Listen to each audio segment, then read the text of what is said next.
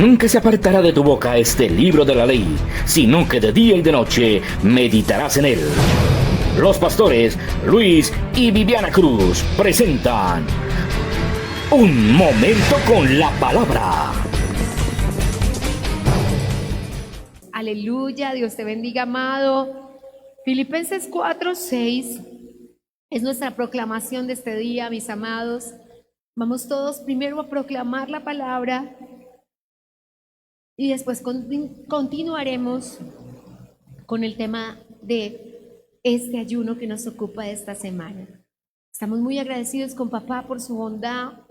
Estamos absolutamente fascinados con su amor, con su misericordia, con cómo extiende sabiduría sobre nuestro entendimiento para que nosotros podamos llegar a esa patria celestial.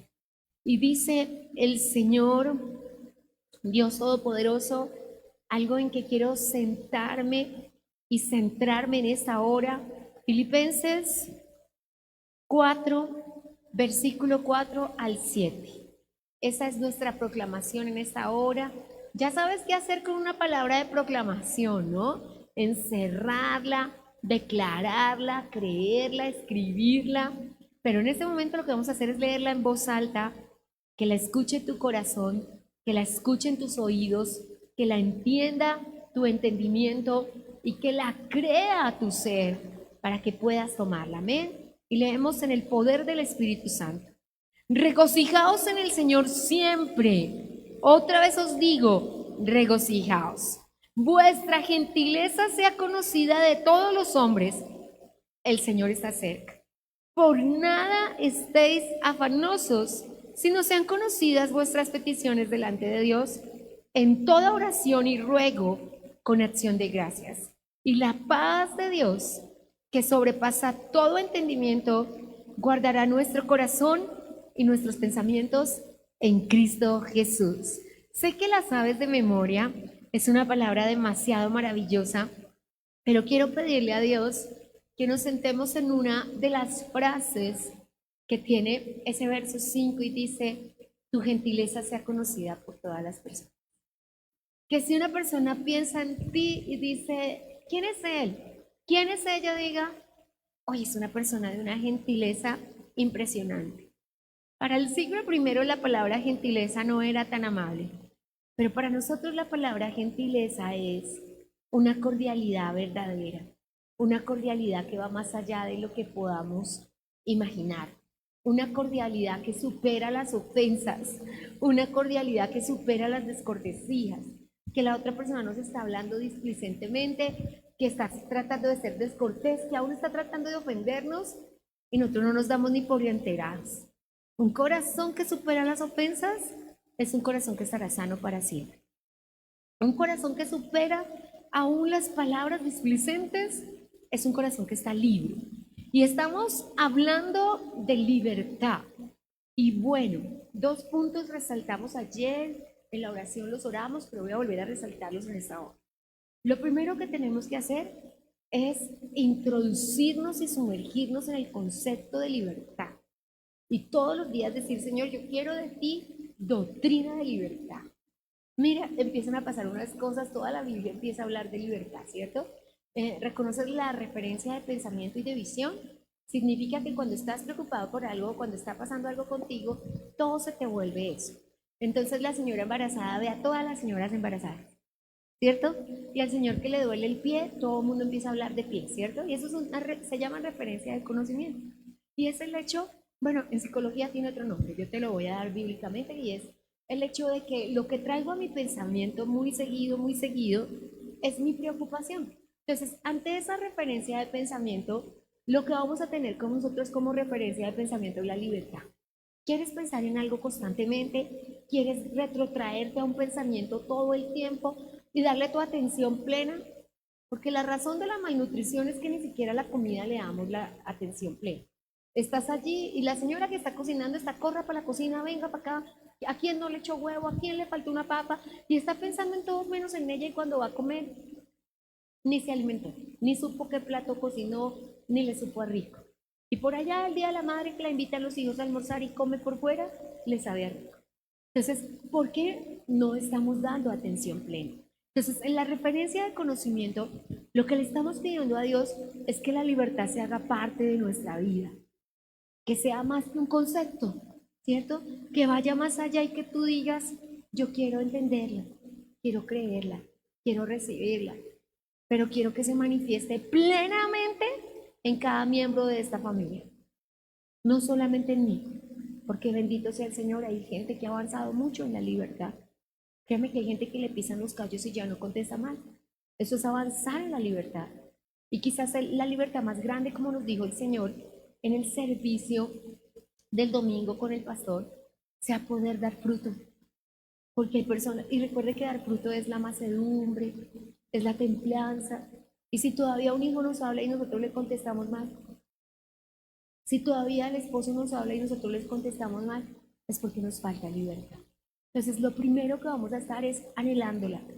Pero también tenemos, lo dijimos ayer, que alentarnos hacia la libertad. Porque algo que pasa es que cuando algo se demora, ¿cierto? Dice el proverbista, el sueño retrasado a veces es mortificación del alma. Cuando empieza a retrasarse es mortificación.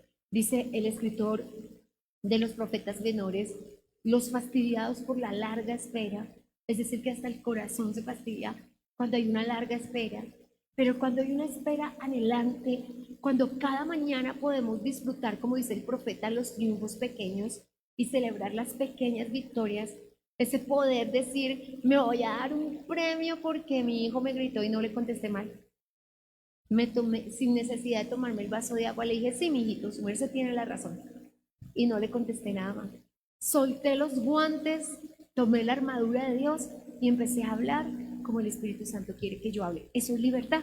Y cuando empezamos a tomar esas victorias, lo primero que empieza a irse es la enfermedad. No vuelve a haber enfermedad en el cuerpo, porque como todos sabemos, la enfermedad es producto de las cosas que traemos a nuestra mente y a nuestro corazón. Entonces, el cristiano liberado, con todas sus fuerzas, anhelará la libertad. Yo le digo a los niños cuando se bautizan que la túnica blanca que les ponemos es como queda su ser y que ese vestidito blanco procuremos mantenerlo así. Bueno, a los niños les queda más fácil que a nosotros, ¿cierto? Pero a mí me encanta cómo los niños están con su túnica y de verdad que quieren que no haya una manchita. Pasa con la ropa blanca, ¿cierto? Estás todo el día cuidándola, que no se te manche, que no se te ensucie. El día que te vistes de blanco, no coges el chocolate y te lo echas. Hasta con el huevo tienes cuidado de no echártelo encima, porque estás cuidando tu vestido. Pues Dios nos está pidiendo que este vestido, que es la santidad, que va a producir la libertad, lo cuidemos cada día de nuestra vida. Amén. Así que hoy vamos a hablar de cómo cuidar ese vestido. Y el profeta Zacarías, Filipenses era nuestra proclamación. Y la proclamación más grande de Filipenses es, no se preocupe por nada, ore por todo. Eso es lo que dice Filipenses. No se preocupe, ore. Eso es lo que usted tiene que hacer. Pero hoy vamos a hablar del primer paso para conquistar la libertad. Y el profeta Zacarías, el bendito profeta Zacarías, en el capítulo 1, si su merced llega a los evangelios a Mateo, se devuelve unas hojitas y se encuentra con Zacarías. Antes de Malaquías, Zacarías es uno de los últimos libritos corticos del Antiguo Testamento. Malaquías es el último, Zacarías es el penúltimo. Y dice así, quiero que vayamos a tomar las fuerzas para entender que liberación no es libertad, que liberación es parte de los procesos que nos llevan a la libertad. Y tendremos mucha liberación antes de llegar a la completa libertad. Porque liberación son sucesos. Liberación es, salió el dolor, gracias a Dios salió el dolor. Salió la envidia, gracias a Dios salió la envidia. Creo que la enfermedad más grave que hay en todos los tiempos es la envidia. Creo que no existe ninguna cosa más difícil que esa. Los filósofos la llamaban el cáncer del alma. Una cosa terrible, porque afecta a todos los corazones. Afecta a todos los corazones. Mire, cuando usted escucha argumentos como él tiene plata y no me da, eso es envidia. Él tenía dinero y podía haberme comprado unos zapatos de 20.000, pero me compró unos de 15.000. Es que es malo. Eso se llama envidia. Toda comparación que se haga con otra persona. Y la envidia tiene un perjuicio muy grande, mis amados. Que la envidia ha venido perfeccionándose a lo largo de los siglos. Y la envidia ya no es solo desear lo que otro tiene, sino ofenderse porque otra persona tiene. Y cuando te ofendes, cuando te duele en tu corazón que otra persona tiene, se llama envidia. Y es el cáncer del alma. Y el cáncer del alma tiene un riesgo muy grande. Puede traer cáncer al cuerpo. Nos toca tener cuidado con los cánceres del alma. Entonces vamos a pedirle al Señor que nos ayude. Y no creo que exista un solo ser humano que pueda decir, nunca en mi vida he tenido envidia. Tal vez no la tienes como un síndrome, o sea, en todo momento y con toda persona. Tal vez la tienes con algunas personas. Cuando creciste con personas que estudiaste con ellas en el mismo colegio, que tuvieron el mismo pasado, que tuvieron las mismas circunstancias económicas, tal vez afecta mucho la vida de otra persona, ver a otra persona prosperar, pero estudiábamos en el mismo colegio, pero un día, y no era un acto de envidia, sino de reflexión, estábamos con unas hermanas y amigas en la Cámara de Comercio haciendo un curso que nos tocó hacer en pandemia para poder abrir la iglesia. Y tuvimos que ir a hacer el curso de cómo manejar todas las políticas de pandemia, el programa de pandemia, todo lo que tocaba hacer, protocolos y todo. Y nos tocó ir al SENA a hacer un curso de 60 horas. Y resulta que el director de esa institución en la que fuimos, porque en el lugar donde fuimos había 3 instituciones, la Cámara de Comercio, el SENA y otra cosa. Era un niño que mi amiga me contaba que era el tontico de la clase, a que todos le hacían bullying, al que todos molestaban, al que todos le fregaban la vida, el gordito, el feíto, el que cuando ya fueron creciendo era el del acné, el que todo el mundo fregó, pero hoy es el importante, el rico, el que logró. Y como que tú dices, ¿qué pasó aquí? ¿Quién apagó la luz? Y ella decía, no me lo puedo creer. ¿Y a qué voy con este tipo de historias con las que comenzamos cada servicio?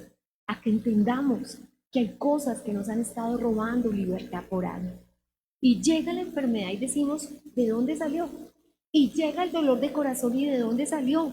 De un corazón ofendido, de un corazón envidioso, de los celos que han estado en nuestra vida por tantos años. Recuerda, la palabra celos no tiene que ver solo con relaciones maritales. La palabra celos tiene que ver con todo el dolor que pueda sentir un corazón ante la vida de las demás personas. Así que dicho esto, vamos a tener que pelear por nuestra libertad, porque todos los que estamos aquí sabemos en qué nos falta libertad. Todos, todos. Pero esa libertad que llegue hasta nosotros, la vamos a poder llevar a toda nuestra vida. Que todos los miembros de nuestra familia reciban libertad. ¿Lo anhela, iglesia? Yo sí lo quiero. Lo quiero. Hoy está cumpliendo años mi hermano menor. Y el tesoro que era cuando nació, te lo digo. Amorchito, le decíamos nosotros. Y él nos decía a mi esposo y a mí, amorchito. Y le amamos profundamente, de verdad, con todo el corazón. Y van pasando los años y vamos experimentando libertades, pero vamos también perdiendo libertades. Y nuestra meta para este año, que es el año de las oportunidades, y tú vas a tener oportunidades en la salud impresionantes, sanidades que tú dijiste, ¿cómo lo hizo el Señor? ¿En qué momento? Mira, tantos años luchando por esto y Dios lo hizo en un día. Oportunidades económicas que tú dirás, años trabajando y en un día Dios me entregó esta victoria. Oportunidades emocionales de hacer amigos verdaderos, de encontrar gente que no esté interesada en lo que tú puedas hacer por ellos y cómo tú los puedas ayudar y cómo tú los puedas apoyar, sino que todo lo contrario, ellos quieran ser un apoyo para ti. Porque vamos por la vida con personas que quieren que tú les ayudes, que tú les apoyes, que tú les bendigas, pero no están dispuestas a hacer nada por ti. Y cuando en este barco una sola persona está remando, ese barco se estanca. Así que necesitamos que el Señor nos ayude, que el Señor nos dé una capacidad grande de amar. Y hay una cosa para hacer. Y con todas nuestras fuerzas le vamos a pedir a Dios que nos ayude. Zacarías capítulo 1 dice así, versículo 3. Diles pues, así ha dicho Jehová de los ejércitos. Es la primera vez que hablamos en este ayuno de Jehová de los ejércitos. Cuando encuentre a Jehová de los ejércitos, por favor subráyelo, porque estamos hablando de Jehová levantado de su trono dando batalla. Así dice Jehová de los ejércitos: volveos a mí otra vez, dice Jehová de los ejércitos, y yo me volveré a vosotros. Así que si queremos libertad, vamos a tener que volvernos a Dios. Job 22, 21. Vuelve ahora en amistad con Dios y te va a ir bien y tendrás paz. Necesitamos volver a Dios. Y la pregunta que vamos a hacernos todos en este día es: ¿yo en qué me tengo que volver a Dios? Por favor, escribe esa pregunta. Y en el secreto, tú que oras en tu casa a la madrugada, tú que oras en las mañanas, en las tardes, en las noches, todos tenemos horarios distintos. Quienes madrugan mucho a ordeñar sus vaquitas, a correr por el campo, pues hacen sus oficios y después oran. Quienes se desocupan temprano, hacen todo lo que tienen que hacer y después oran. Yo invito a que haya una oración de madrugada o muy de mañana, siempre para presentar el día al Señor. Pero cualquiera que sea el horario de tu secreto, en tu secreto tú le vas a preguntar a Dios: ¿en qué tengo que volver?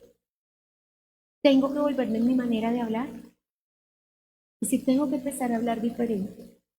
Si lo primero que se me ocurre cuando me pasa algo con alguien es ese tonto, ese miserable, ese desgraciado, ese malo, tengo que cambiar mi manera de hablar. En mi boca había una palabra, se lo digo con vergüenza, hasta que la Biblia me dice, y Jesús en el Sermón del Monte, pasé un año leyendo el Sermón del Monte todos los días, los 3 capítulos, Mateo 5, 6 y 7, durante todo un año. De hecho, lo tengo en mi escritorio del diario vivir. Lo anillé, lo imprimí en Nueva Traducción Viviente, en PDT, en Nueva Versión Internacional y en Reina Valera. Y cada porción la leía. Jesús y la ira, Jesús y el enojo, Jesús y el amor, Jesús y los enemigos. Y empecé a trabajarlo en el espíritu. Y cuando me encontré con que si llamas fatu a alguien, tú eres digno del infierno. Y fatu es decirle tonto a otra persona. Hay personas que dicen más que tonto. Pero había una palabra que en mi casa la usábamos muchísimo. Y es mucho del argot de bogotanos. Soy de Bogotá. Y era decir a las personas estúpidas. Lo digo con gran vergüenza. Pero era una palabra que estaba de continuo en mis labios.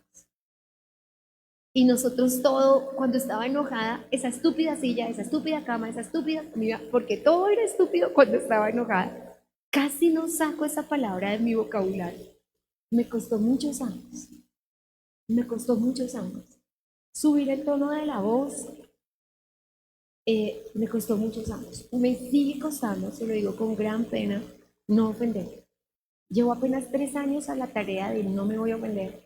Y no me voy a ofender y yo voy a bajar la cabeza. Y no sabe el ejercicio lo que ha sido.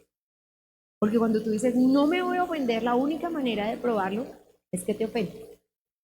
Porque cuando te ofenden, tú sabes si te ofenderás o no te ofenderás. Y el enemigo sube de calibre la ofensa para que tú sepas si te vas a ofender o no. Y la siguiente tarea: no vengar. No voy a devolver mal por mal, ni maldición por maldición. Que se muerda el diablo la cola, porque no nos vamos a vengar, porque no es nuestra la venganza, sino del Señor. Pero, ¿en qué tenemos que volvernos? Tal vez en nuestra forma de hablar, tal vez, y más delicado aún, en nuestra forma de pensar, porque hay muchas personas. Solía utilizar una expresión, un pastor amigo de bibliosas, las llamaba el pastor, que decía que habían aprendido palabra, pero no habían cambiado sus pensamientos. Y no lo decían ya, pero lo pensaban. Y entonces no le decían a la persona que le decía algo, uy, que nos piche un tren, que le pase, sino lo pensaban. Y lo miraban así como, no digo nada, pero le estoy deseando todo. Si no lo digo, pero lo pensé, es igual. Delante del Señor, dice el Salmo 139, en el verso 16, que Él conoce mis pensamientos antes de que salgan de mi boca. Entonces lo pensé.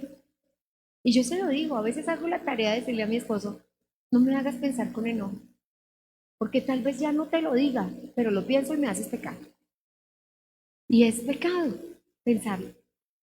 Y tal vez lo piensas con tu yerno, tal vez lo piensas con tu suegro, tal vez lo piensas con tu cuñado, con la persona que te ofende y eso hace daño.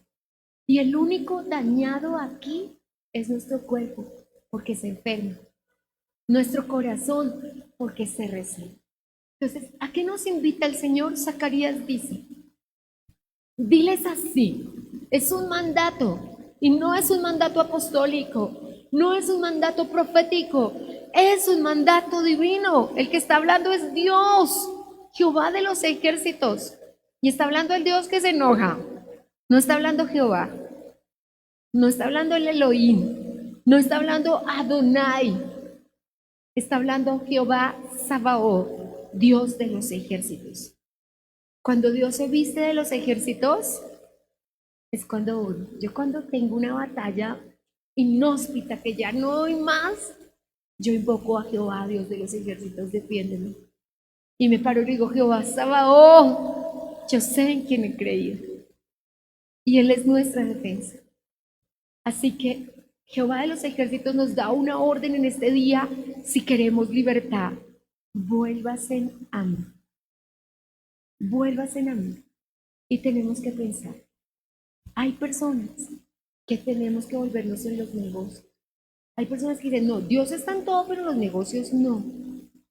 Y en las finanzas quiere lo ancho para Él y lo angosto para los demás. Y en las finanzas utiliza de trampas, utiliza de argucias, de astucias. Y antes se para y dice, como dijo Salomón, le dice a quien le está vendiendo el aguacate, malo es, malo es. Y cuando se quita de ahí lo saca barato, dice, mire, te lo saqué barato y es bueno. Y antes se ufana de haber prácticamente engañado al Señor de los aguacates. Eso dice Salomón en la Biblia, solo que no dice aguacate. Dice, el que va a comprar, dice, malo es, para que se lo vendan barato. Y cuando se va, se ufana de que se lo dejaron barato. Entonces, todas las injusticias, algunos tenemos que volvernos de ello. ¿Recuerda las épocas en el mundo que todavía pasan en países donde son cristianos? ¿Conoces esa ciudad de Guatemala, donde se originó el avivamiento de Guatemala, donde la plaza de mercado no necesita vendedores, donde las personas dejan sus productos ahí y la gente deja su dinero? La gente deja, el aguacate vale 1,000 pesitos, la cebolla vale 2,000 pesitos, la persona coge solo un aguacate, solo un racimo de cebolla y deja los 3,000 pesitos. ¿Cómo puede pasar eso? Porque esas personas volvieron su corazón a Dios. ¿Recuerda la entrevista de Pirre a los niños de Chile? Se hizo un estudio, ¿cierto? Y estuvo en Chile. ¿Sabes por qué Chile tiene visa americana? Porque aún los americanos los reconocen como justos y honestos. Y el chileno, si pasa por un celular, iPhone 18, y no es suyo, no lo levanta. No lo levanta. Pasa lo mismo con los surcoreanos. Allí estuvo un profesor de la universidad y me dijo que se le perdió la billetera y que él salió como loco a buscar la billetera y que no se acordaba. El primer día estuvo en un restaurante, el segundo día en otro, el otro día en otro lugar, y él estaba allí enseñando cristianismo, él estaba enseñando palabra de Dios, y cuando lo pensó y el Espíritu Santo le hizo sentir que no fue en el restaurante, sino fue en una cafetería donde se tomó un tintico que allá valoran mucho porque quieren mucho al colombiano, el café colombiano, y unas oncecitas cualquiera. Encontró en la misma silla donde se sentó su billetera, con sus papeles, con todo su dinero, con todas las cosas, y él le decía, no sabe coreano, pero le decía a su intérprete, ¿por qué pasa esto?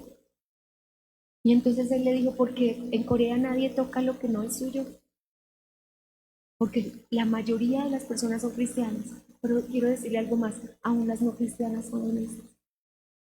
Y cuando llegó, le dijo el Señor, nadie tocó tu billetera, puedes probarlo. Pero cuando sacó sus papeles, de alguna manera tenía algo en su billetera que dijo que era colombiano. Y el señor de la cafetería le dijo, ¿usted es colombiano? Y nadie nos dijo que usted era colombiano. Usted no paga aquí nada. Y se paró todas las mesas a aplaudirlo y a abrazarlo. Y de ahí en adelante en todo restaurante todo era gratis porque aparte de todo, los colombianos por allá en la década de los 50 del siglo pasado pelearon por Corea una guerra y en Corea nos superaman, en Corea del Sur, y nos quieren y nos reciben con muchísimo infinito amor y respeto.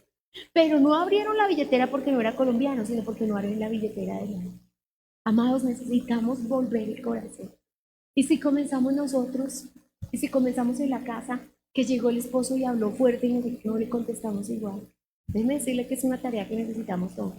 Y no hay ninguna persona, ni pastor, ni pastora, ni apóstol, ni evangelista, ni contraarcángel que diga, a mí no me cuesta bajar la cabeza, a mí no me cuesta contestar bien, a mí no me cuesta, pero si nos cuesta, es porque queremos hacerlo, es porque en realidad nos hemos dispuesto. Tal vez a veces encuentras en las redes sociales una ofensa que tú sabes que es para ti, porque viene de un familiar tuyo. A veces yo tenía una niña cristiana muy cercanita en que todo en sus redes sociales era batalla con su familia, no con nosotros, sino con su familia. Y yo un día le dije, tú tan linda que eres y tan buena cristiana, ¿no podrías utilizar las redes sociales? Además tienes que contarle a todos que amaneciste triste, que amaneciste sin comer. Pues si tus enemigos quieren ponerte triste y tú les dices que estás triste, pues les estás ayudando con la información que les das. No les informes tanto, más bien dobla tus rodillas y vuelve tu corazón a Dios. Así que la invitación de Jehová de los ejércitos, cuando Jehová de los ejércitos se para, Él está dando una orden que es mándese y cúmplase. Y nos está diciendo hoy, deseo que vuelvas a mí, que dejes de hacer ciertas cosas. Y la pregunta que nos vamos a hacer en este ayuno para ir hacia la verdadera libertad es, ¿en qué no he vuelto mi corazón? ¿En mi manera de hablar? ¿En mi manera de pensar? ¿En mi manera de contestar? Porque alguien me pregunta la hora y le doy un relojazo. Mire, a mí me da más fácil bajar la cabeza con los cercanos, con mis hermanos, con la casa, hasta con mi esposo que con los ajenos. Ay, en el supermercado, cuando la niña tiene parsimonia y se demora 2 horas y después me dice, con los señores que entregan medicamentos. De verdad me provoca enojarme. Me ha costado mucho más allá y le estoy, Señor, ayúdame. Señor, ayúdame, porque son empleados de una empresa. Tras de que no dan nada y aquí sí te dan y tú te enojas. Necesitamos cambiar esa forma de ser. Y hay de que alguien se atreva. Estamos en nuestra Colombia, ya hemos llegado a un punto que alguien se atreve a hablarle feo a otro y la otra persona, hemos tenido aún muertos en este momento por la intolerancia, porque no volvemos el corazón. Y si no te pasa, te hacemos un estado. Pero a veces donde no, más nos está pasando es en el hogar. Y los hijos nos hablan feo y nosotras les hablamos feo.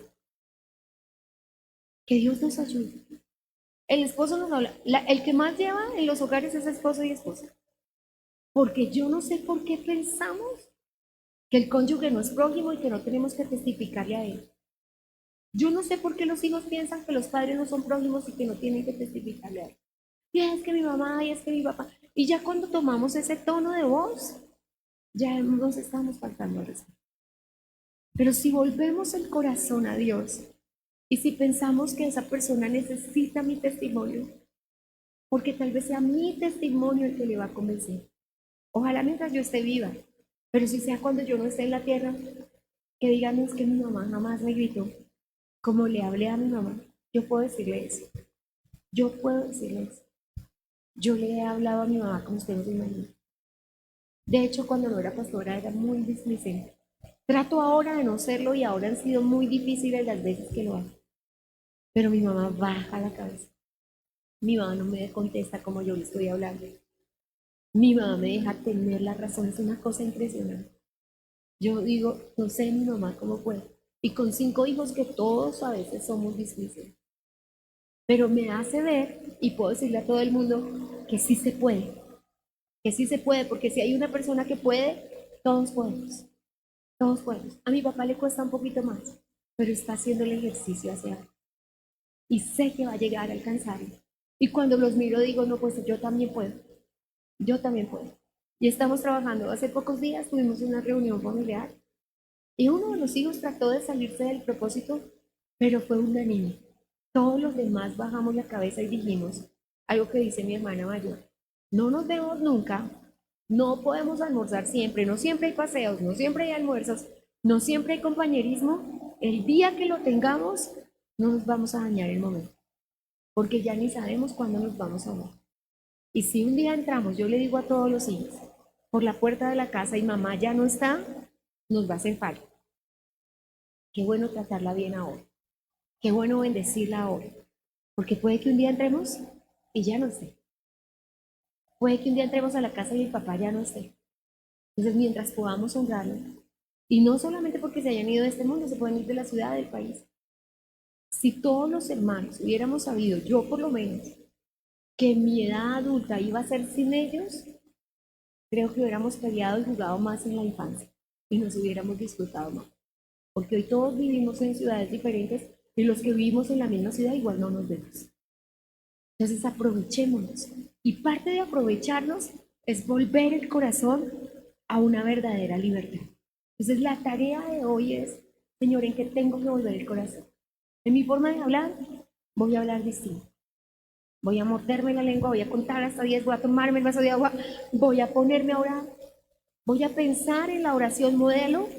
Tal vez tengas que decir en tu mente el Padre Nuestro cuando digas, no me dejes caer en tentación. Te quedas ahí, Señor, no me dejes caer en tentación, Señor, no me dejes caer en tentación. Líbrame del maligno.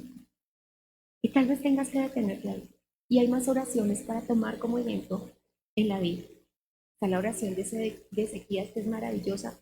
Está la oración de Daniel, Esdras y Nehemías. Están las oraciones de Pablo, son maravillosas. Pero nuestra oración preciosa de Jesús, podemos traerla a nuestra mente y a nuestro corazón. Señor, ¿cómo santifico tu nombre contestando mal? ¿Cómo con esta boca digo que tu nombre es invocado y yo digo cosas feas? Y vamos a trabajar en los pensamientos, amén. Así que en esta hora puedes colocarte sobre tus pies. Y mientras le digo a la audiencia, vuelve tu corazón al Señor. Esa es la forma para alcanzar verdadera libertad. Volvamos nuestro corazón a Dios. Volvamos nuestro corazón al Rey. Zacarías nos dice, así ha dicho Jehová de los ejércitos, volveos a mí y yo me volveré a vosotros. Gracias, Señor Jesús. Gracias, Jehová Sabaoth, por la invitación que nos enciendes en este día a volver nuestro corazón a ti. Gracias, aceptamos la invitación. Vamos a volver nuestro corazón a ti. Aceptamos la invitación, iglesia. Aceptamos la invitación. Vamos a volver nuestro corazón al Señor. Aceptamos la invitación. Y me despido de la audiencia diciéndole, volveos a Dios y Dios se volverá a ti. Hemos escuchado Un Tiempo con la Palabra, con los pastores Luis y Viviana Cruz. Dios los bendiga.